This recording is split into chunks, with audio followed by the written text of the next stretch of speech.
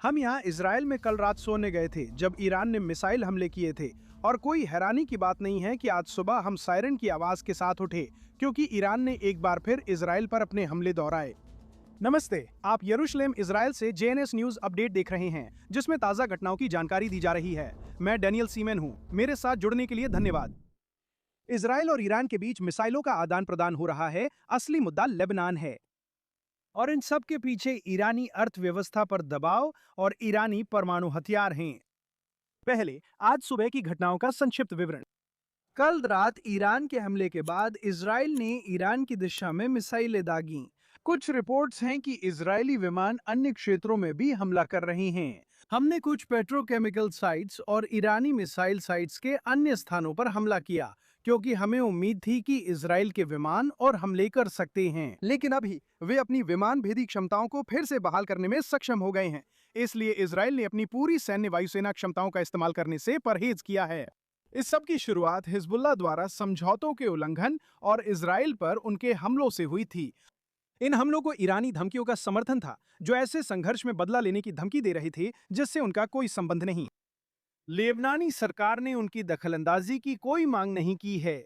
असल में हम देख रहे हैं कि इजराइल और लेबनान के बीच काफी संबंध हैं। इजराइल और लेबनान शांति वार्ताओं में हैं, अगर आप चाहे तो। और असल में लेबनान के प्रधानमंत्री खुद ईरान और उसकी भागीदारी के बारे में बोल चुके हैं। उन्होंने कहा है कि ये उनका मामला नहीं है कि वे इसमें दखल दें। सबसे चौंकाने वाली बात यह थी कि उन्होंने हिजबुल्लाह के प्रति अपनी नापसंदगी और हिजबुल्लाह लेबनान को जो नुकसान पहुंचा रहा है उस पर खुलकर बात की। फिर भी ईरान इसमें क्यों दखल दे रहा है? देखिए, ईरान को लेबनान में अपने शिया सहयोगी को बचाना है और ये ईरान का सबसे महत्वपूर्ण सहयोगी है क्योंकि ये असली शिया हैं और वही धर्म मानते हैं जो ईरानी मानते हैं। उदाहरण के लिए हमास सुन्नी है तो उनकी उतनी परवाह नहीं है, उन्हें गाजा की घटनाओं की उतनी चिंता नहीं है, लेकिन यहाँ उन्हें मध्य पूर्व में अपनी क्षमताओं पर फिर से भरोसा करना होगा। इसीलिए वे लेबनान में शियाओं के लिए खड़े हैं। लेबनान सरकार ने भी खुलकर उनके खिलाफ बोला है। हिजबुल्लाह ने हाल ही में पूरी कोशिश की है कि इजराइल लेबनान के बीच बनता हुआ समझौता टूट जाए। ये सिर्फ शांति समझौता नहीं, इससे अधिक है। ये इजराइल और लेबनान के बीच बातचीत को फिर से शुरू करेगा, लेबनान सरकार की संप्रभुता और देश पर शासन करने की क्षमता को बहाल करेगा। और यही अपने आप में उस समझौते से कहीं ज्यादा वादा करता है जो सिर्फ कागज पर लिखा गया है। मतलब अगर लेबनान सरकार, हम 40 साल से ज्यादा की बात कर रहे हैं, आखिरकार लेबनान पर अपना नियंत्रण बहाल कर सकती है, तो इसका मतलब है कि इजराइल और लेबनान के बीच शांति होगी। हिजबुल्लाह ऐसा नहीं चाहता। वहां उनकी मौजूदगी और पिछले दशकों में सरकार पर उनका नियंत्रण, खास तौर पर इजराइल राज्य और उसके अस्तित्व के खिलाफ ईरानी धुरी का हिस्सा बनने के लिए रहा है। लेबनान में शिया आबादी भी हिजबुल्लाह के लिए एक समस्या है। लोगों को दक्षिण लेबनान में अपने घरों से उजाड़ दिया गया है और अब वे लितानी नदी और बेरूत के बीच के इलाकों में शरणार्थियों की तरह रह रहे हैं। और वे खुद खुलेआम हिजबुल्लाह की निंदा कर रहे हैं और कह रहे हैं कि उन्होंने वहां उनकी जिंदगी में जो नुकसान पहुंचाया है उसके लिए वे जिम्मेदार हैं। ईरान हिजबुल्लाह की मदद कर रहा है और लेबनान में उनके खिलाफ बोलने वालों को चुप कराने की कोशिश कर रहा है। ईरानी मोर्चे पर दो बातें हो रही हैं। होर्मुज जलडमरू मध्य पर अमेरिकी नाकाबंदी धीरे धीरे ईरानी अर्थव्यवस्था को जकड़ और तोड़ रही है। दूसरी और अहम बात यह है कि ईरान ने समझा है कि अगर उसके पास परमाणु हथियार होते तो आज अमेरिका और इजराइल के साथ उसकी स्थिति अलग होती। इसलिए ये उनके लिए और अब अमेरिका के लिए भी स्पष्ट है कि वे अपनी परमाणु क्षमताएं और संवर्धित यूरेनियम सौंपना नहीं चाहते, जिससे उन्हें ताकत मिलेगी। 7 अक्टूबर को हमास का इजराइल पर हमला ईरान की योजना में बाधा बना।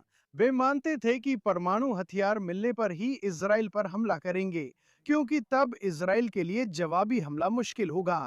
तो वे उसी समझ पर वापस जा रहे हैं कि उन्हें उनकी जरूरत है और इसलिए वे नहीं चाहते कि संयुक्त राज्य अमेरिका के साथ ये वार्ताएं जारी रहें।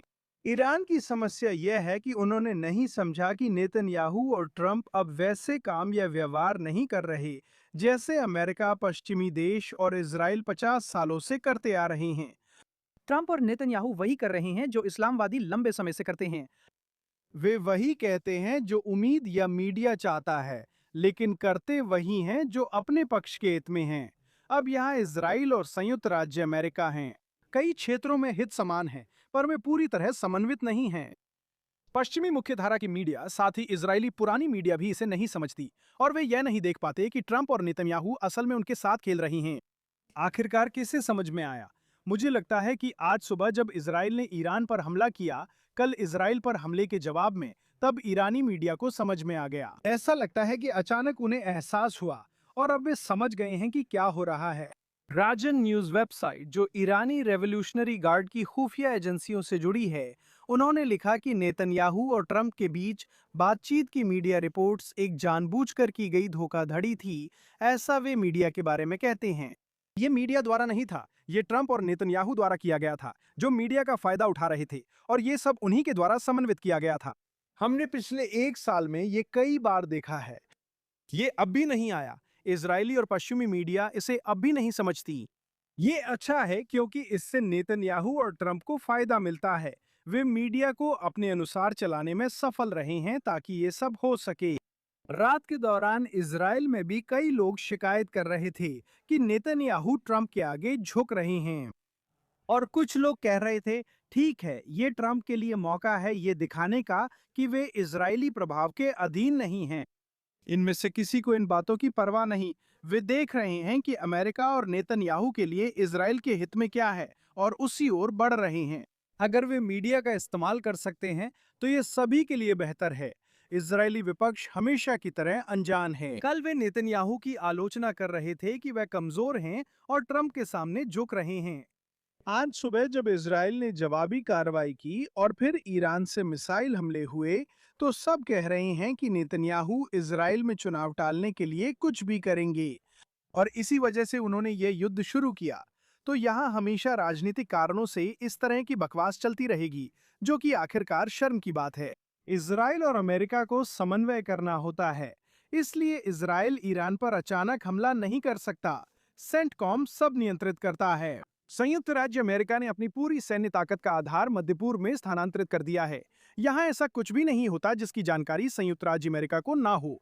तो हम ईरान पर कोई भी अचानक हमला संयुक्त राज्य अमेरिका को बताए बिना नहीं कर सकते, इसलिए हमें उनके साथ पूरी तरह से सहयोग और समन्वय करना पड़ता है। और यही अभी खबरों में हो रहा है, यही इस समय हो रहा है।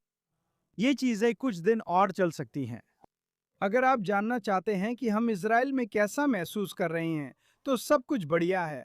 हम फिर से सामान्य हो गए हैं। हम इजराइल में फिर से सामान्य माहौल में हैं। सभी बच्चे घर पर हैं। हम फिर से पड़ोसियों से मिल रहे हैं और जान रहे हैं कि युद्ध विराम के बाद 60 दिनों में उनके साथ क्या हुआ। हम वहाँ एक्सरसाइज भी कर रहे हैं क्योंकि हर कुछ घंटों में शेल्टर भागना होता है। जैसे तेल अवीव में लोगों को ऑफिस आने की जरूरत नहीं बताई गई, तो लोगों ने काम कैफे से करना शुरू कर दिया। वे वहां बैठते हैं और जब सायरन बजता है तो शेल्टर पास ही होते हैं। वे अपने कंप्यूटर लेकर शेल्टर में चले जाते हैं और वहीं कंप्यूटर पर काम करना जारी रखते हैं। हालांकि वहां नेटवर्क अच्छा नहीं होता, इसलिए उनके पास हमेशा बहाना रहता है कि उनका काम क्यों लेट हो रहा है। यहाँ इजराइल में हम बहुत मजबूत और दृढ़ निश्चयी हैं। हमें पता है क्या करना है। ईरानी खतरे को खत्म करना सिर्फ इजराइल, ईरानी लोगों या लेबनान की शांति के लिए नहीं, बल्कि पूरे मध्य पूर्व के लिए जरूरी है। फिर से सामान्य होने के लिए, लेकिन एक नया सामान्य, मतलब अब्राहमिक समझौतों को आगे बढ़ाना और इस क्षेत्र को सहयोग में काम करना।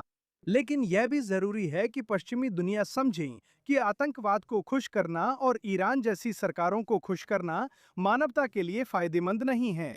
तो ये कहना मुश्किल है कि अगले कुछ दिनों में यह कहा जाएगा। सिर्फ नेतन्याहू और ट्रंप जानते हैं कि यह कहा जाएगा। और मेरी सबसे अच्छी सलाह है कि कोई भी उन्हें समझने या यह सोचने की कोशिश न करे कि वे कहां जा रहे हैं, क्योंकि उनके पास कुछ ऐसे सरप्राइज हैं जो हम अगले कुछ दिनों में देखेंगे। मैं डैनियल सीमन हूँ, यरूशलेम के JNS स्टूडियो से। युद्ध अपडेट के लिए धन्यवाद। JNS YouTube साइट पर जाएं और हमारे आने वाले अपडेट्स देखें। हमारे साथ बने रहने के लिए धन्यवाद। फिर मिलेंगे।